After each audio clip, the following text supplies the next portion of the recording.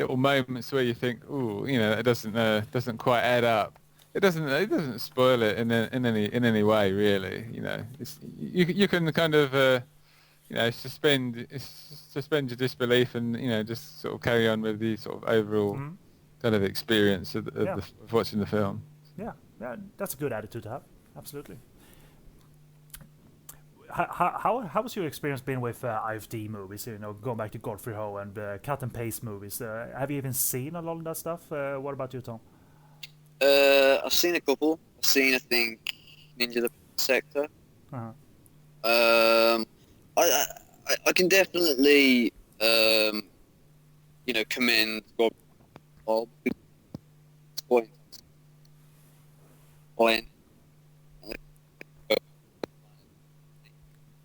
Do check your connection a little bit there, Tom. I think we're losing you a little bit. While we continue on the commentary, this is very live, listeners, so don't mind us. So the scene actually here, the home conversion cuts, basically right into this scene. So there's no background to the fact that they've been cooperating, John DeMarco and Jennifer Simmons. So we just see this scene, and there's so few mentions in the subtitles of, again, the Anna backstory, what led to this, what danger Stingray is actually does have. So it seems so lacking. What did you think when you watched the Hong Kong version, David? Did you react harshly to that? Yeah, where is everything? Yeah, it took so much out of the other side of the storyline. It was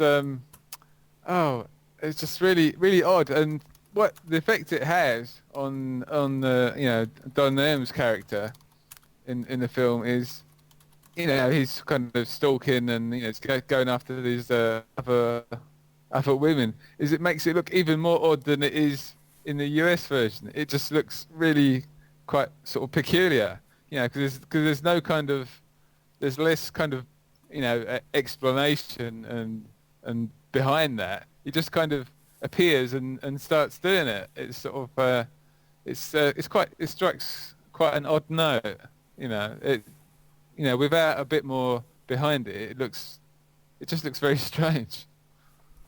This is essentially the first scene in the Hong Kong version where we find out, I think anyway, there's any reference to, the name of Don Niam's character, and in the Hong Kong version, obviously, it's Devilfish.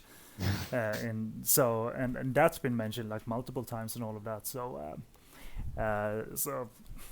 we'll obviously talk more of the Hong Kong version, but it is a peculiar thing that it changes so much. Thinks its stiff scenes are way better. Here, by the way, on the red background is a classic line: "I've been busy." Against a fucking large ass red background, and that delivery is classic because he's holding his sword as well. So wow. And I think this was essentially the first scene in the Hong Kong version with between this character of Lou and Don. They barely had any scenes, because the subsequent scene coming up here is also very shortened in the Hong Kong version. There's barely any dialogue between Stingray and Lou when he discovers the eyeballs and the body and all of that. So yeah, I've just looked up Honor and Glory. It's available here quite readily. It looks to be about £5 brand new. So that's not bad. Yeah, bargain bin isn't necessarily a bad fate for the movie. If you find it in one such, and bargain bin is designed as finding gems as well, So you find IFD movies in bargain bins over in the UK. The various Hollywood DVD releases. That's where I found mine. Yeah, Secret Ninja Roaring Tiger and a double bill of Golden Ninja Warrior and Ninja Terminator and all of that. By the way, that's exactly how you say Golden Ninja Warrior. Golden Ninja Warrior. And in no other way. But going back to that delivery on the red background by Don, I've been busy. You talk about signaling what we already know, but kind of Godfrey delights in that fact.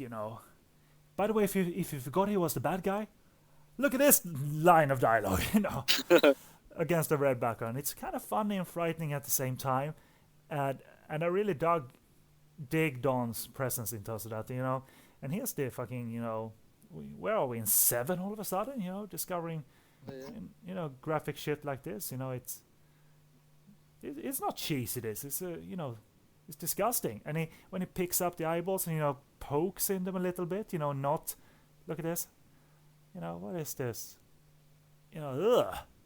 It's kind of disgusting, and I have a high tolerance for gore and all of that. So but having said that, in terms of the cut that comes here, where there's a whole bunch of dialogue between Dom and Lou that is taken out of the Hong Kong version, that is actually quite an effective cut, because it goes from the discovery essentially of the body to him murdering this character. So no extensive dialogue needed, just murder him. But then again, you have what is left here in Undefeatable is good though, because it's kind of frightening to be in that position, you know what I mean, of a character like him, trying to talk himself out of this predicament. So that offers up an alternative chain of events that I rather like. So what do you guys think about those two those two different contents of the scene? Well, held well together. Yeah, I mean it's a fairly unusual film for that. I mean, there's not a whole load of US martial arts films that sort of mix different different kinds of stories together, in the same way that this film does at all. I mean, I couldn't name anything else that sort of... And this also allows this to go on. You know what I mean? It's not a minor tangent to the film. This scene obviously, is when it gets worked up, that's in the film, all of it. It seems like they just let Don, and this is essentially what the Hong Kong version cut to. The murder and the eyeballs in the tank. And him looking very pleased, which is a wonderful expression. We'll have to buy fish food for a week now. But it's they indulge in the sides that the movie has, including this, which is wonderful to have. It's a strange juxtaposition of Don Niam with the guy behind wearing like a jumper and jeans. And he's in this like flowery top with a gun and a badge, his belt. I say, why not? He looks like he's come straight from the gym. It's actually finding Lou's body and this talk of the investigation and the various theories about where's this warehouse, where is Stingray, who is Stingray, that was cut as well from the Hong Kong version, so you didn't see the discovery essentially and no dialogue. And as well as this, Jennifer's dialogue with Nick over the phone, because as soon as they started cutting all the details about Stingray's real name is Paul, by the way, the character, and when they started cutting all of their story out, obviously everything subsequently went as well, including this. So once they started, they couldn't stop. You had to follow that through. And I don't know. At times it feels in the Hong Kong version like they desperately pad it out. There's a repetition of scenes and just stiff staging and bad karaoke and shit like that. So, but the Hong Kong version has its minor share of fun. So,